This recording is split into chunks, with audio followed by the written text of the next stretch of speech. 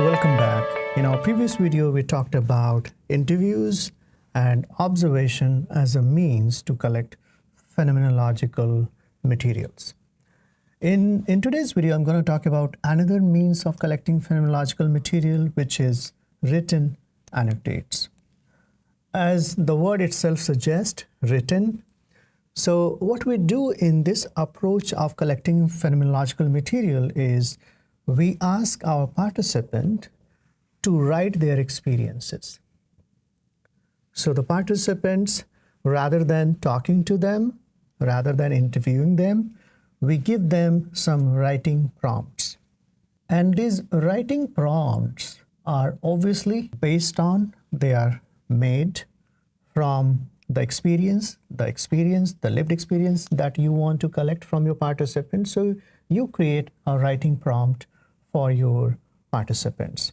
And then you give these instructions to your participant. They write their lived experience in detail based on the protocol, and then they give it to you and you analyze those written anecdotes.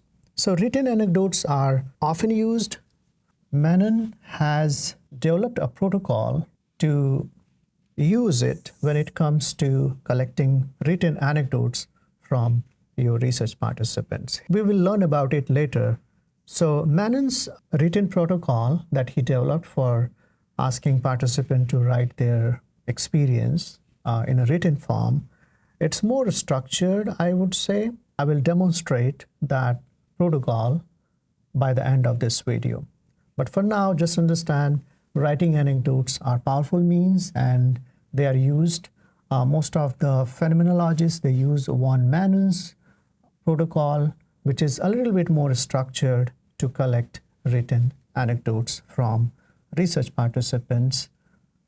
Apart from this protocol, you can also be, so this protocol is more about writing these in prose format, your experience. But you can also be creative and use less structured protocol where you can ask your participant to write and share in a written format their lived experiences.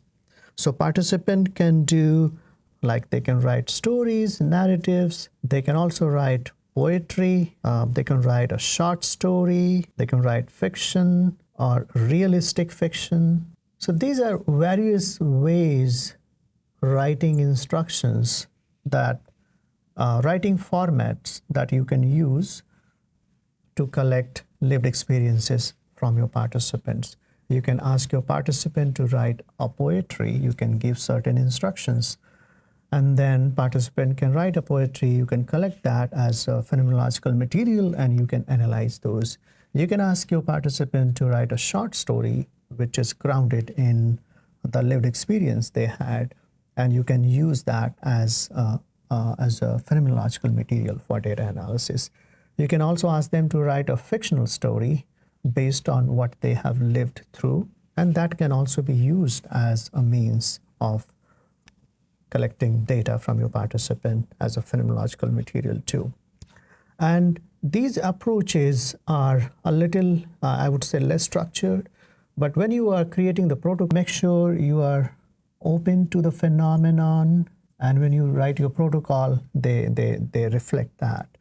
And have a solid rationale when you decide to use these means, why and how, why you think that these mediums are a good way to collect phenomenological materials of lived experiences of people.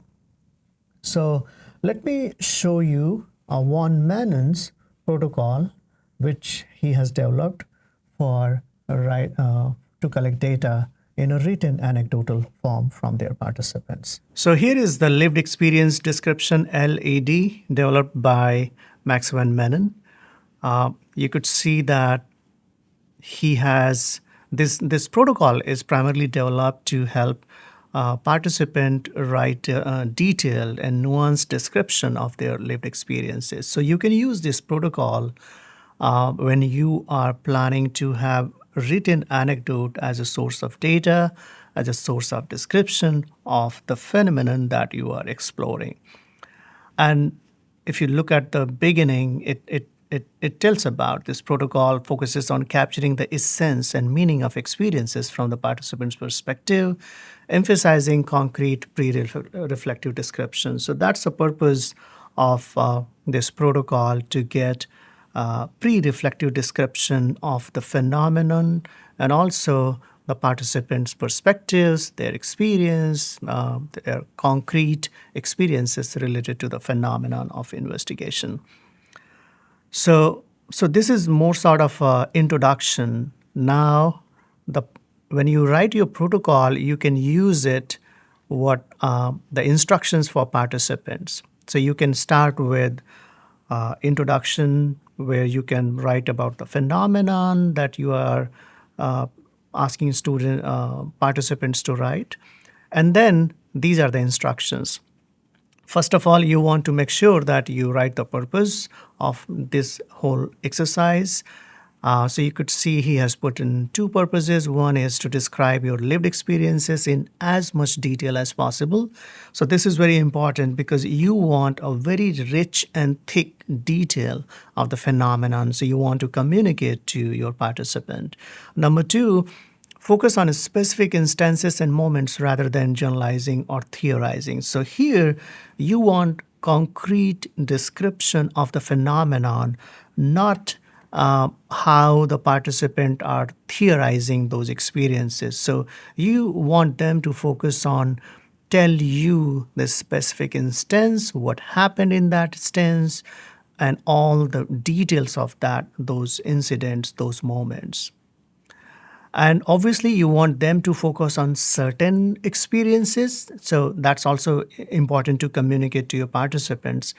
So the second one, choosing an experience. So here is reflect on a significant experience related to the research topic or question provided by the researcher. So you can just tweak it based on your own research topic. And then choose an experience that you remember vividly and feel comfortable sharing. You can tweak it a bit based on what you are trying to explore, but it's important to communicate to your research participant about what specific experience you want them to focus on and write about. The third one is setting the scene. Again, some more guidance, some more instructions about what they are going to talk about when they are describing the experience. So there are two directions. One is you want them to begin by describing the context of the experience, and this is important in phenomenology because the context matters a lot. So if they are describing any event, any incident, or any experience, you want them to first provide some context of the experience. Where did it happen? When did it occur? All these contextual information is important. And then second one is include details about the physical setting, the people involved, and any relevant background information. So again, talking about the scene, setting the scene, providing a rich background, rich context to the experience. And obviously, the next one is describing the experience. So you started with the setting, you started with the context, and then moving to the actual experience. So the guidance, the description, what you want them to do is focus on describing the experience as it happened. What were you doing? What was happening around you? And then, as part of that description, you want them to include sensory details as well, because we process our experience not only through our mind, but also with our whole body. So sensory details are also important description of the experience. So what did you see, feel, hear, smell, taste, and all those description you want them to include. And finally, describe your actions and the actions of others involved in the experience too. So when people feel, think, the next step is what actions they are taking in that particular experience. So you also want them to describe what actions they are taking, what others are taking actions involved in that experience. So You started with the setting and then moved to the description of the actual experience. And then the next one is emotional and cognitive responses. So you ask them to reflect on their emotions during the experience. How did they feel at different moments? What were their thoughts, reactions, what they were thinking, what was going on through their mind. So, all these details, which are more emotional and cognitive responses in that particular experience. So, you want them to describe that too. The next one is using concrete language. So you want them to write in a way that brings the experience to life for someone who was not there. And this is important too, so that the participant understand that obviously they had the experience. So sometime participant may take it for granted and they assume that others may be aware of the context, it may be aware of some of the things of the experience.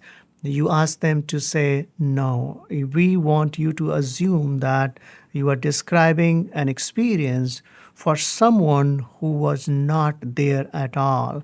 So, again, the idea is to get as much detailed description as possible. And the next one under that is avoid abstract terms or generalizations. So this is also important. Sometimes participants want to generalize when they write their description. You want them not to do that. You want them to write their experience in a very vivid, concrete language and focusing on what actually happened rather than them processing those experiences. The next one, again, similar to that idea, is avoiding interpretation. So you want them not to interpret. You want them to tell you the experience in as vivid details, concrete detail as possible. So you could see here avoiding interpretation. So focus on describing the experience itself, not on interpreting or explaining it, and refrain from providing reasons or justification for your actions or feelings. So again, the focus is not finding interpretation or explanations of their actions or justifications, reasons. No, you want them to describe their experience, describe in detail the concrete description of what happened rather than what should have, what could have, or any justification about that experience. And the next one, revisiting the experience. After writing your initial description, revisit the experience in your mind, add any additional details or insights that come to your mind. Ensure the description captures the fullness of the experience. Again, the idea is same. After they have written their description, you want them to revisit just to make sure that they have provided, written all the details relevant to the experience. So you want to make sure they revisit, and if there is anything missing, they add to that. The next one is reflective writing. So you want them to reflect on the significance of the experience, why it was important to them. You want them to consider how the experience has influenced them or changed their perspective. So again, some more information about how this experience is significant for them and how it was important to them and how it has influenced their overall perspective and how they look at things. Finally, the editing and finalizing. So you want them to review their description for clarity and completeness. So make sure the language is written in a way which is very clear and complete. Make sure it captures the essence of the experience and easy to understand. So some final editing and finalizing the description. Here is an example prompt. So describe a time when you felt truly understood. What was happening? How did it feel? So this is just an example that you can, when you are giving writing prompt to your participants. So you can use a prompt. Obviously, the prompt is going to be related to your phenomenon that you are investigating. So here are some examples that you could see on your screen. Think about a moment when you faced a significant challenge. Describe the situation in detail and how you responded. So you write these prompts and then you provide them this description, these guidelines, these protocol, how they are going to describe their experiences. So starting with the purpose, choosing the experience, starting with the context, and then the actual experience, and then moving to emotional and cognitive responses to the actual experience. And then you want them to use concrete language, avoid interpretation, revisit the experience to make sure nothing is missing about that experience. Finally, some reflection, and then towards the end, they will revisit for making sure it's clear and complete and doing some final editing. And then once they have finished their writing anecdote, you want them to ask them to submit it. So once you have written your description, review it for any additional details or insights that you want to add. Submit your final written description to the researcher as instructed. So this is a protocol developed by Max van Manen that he used for exploring the phenomenon he was interested to explore.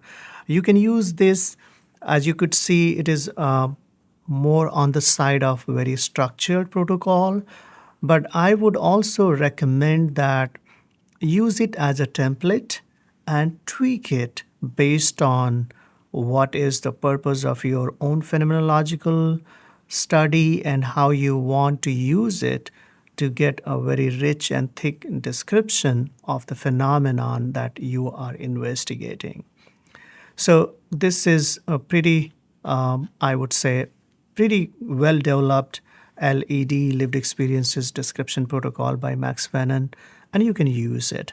I'm going to add this description in the this template in the description of the video so that you can download it and tweak it and edit it, use it for your own phenomenological study. So that's briefly about the written anecdote. This is a very good method of collecting data in phenomenological research design.